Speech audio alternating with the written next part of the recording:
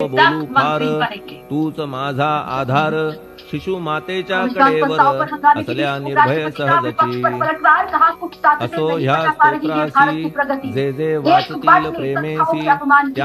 त्यांच्या कामनेसी तुम्ही पूर्वा महाराजा ह्या स्तोत्राचा आपुलावर हाची असो निरंतर पठण करत्याचे त्रिताप दूर भावे एक संवत्सरी शुचिर्भूत होऊन नित्य स्तोत्र करावे पठण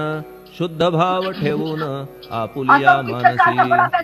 हे अशक्य असले जरी तरी प्रत्येक गुरुवारी सद्गुरुमूर्ती अंतरी आणून पाठ करावा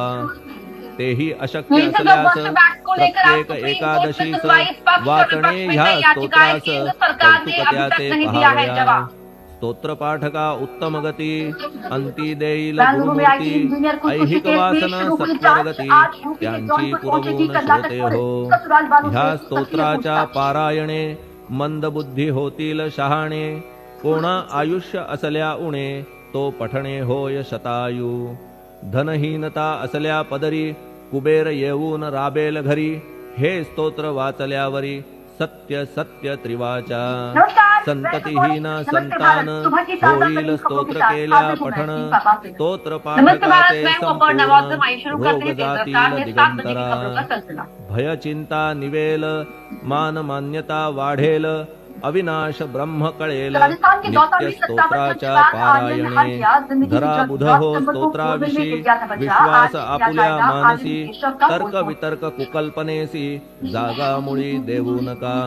शिर्डी क्षेत्राची वारी करा पाय बाबांचे चित्ती धरा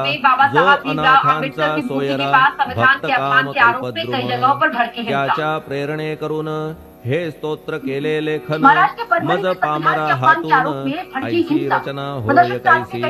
शके 1847 भाद्रपद शुद्ध पक्षात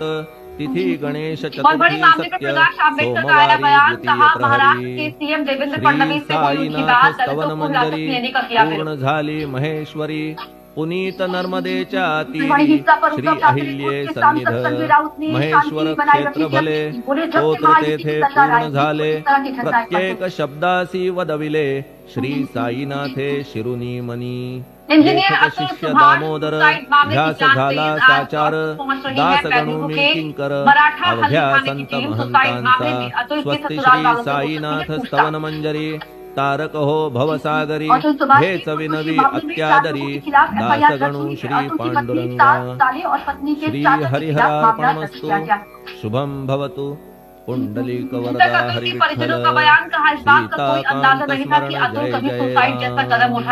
पार्वती पते हर हर महादेव श्री सद्गुरु साईनाथ महाराज की जय।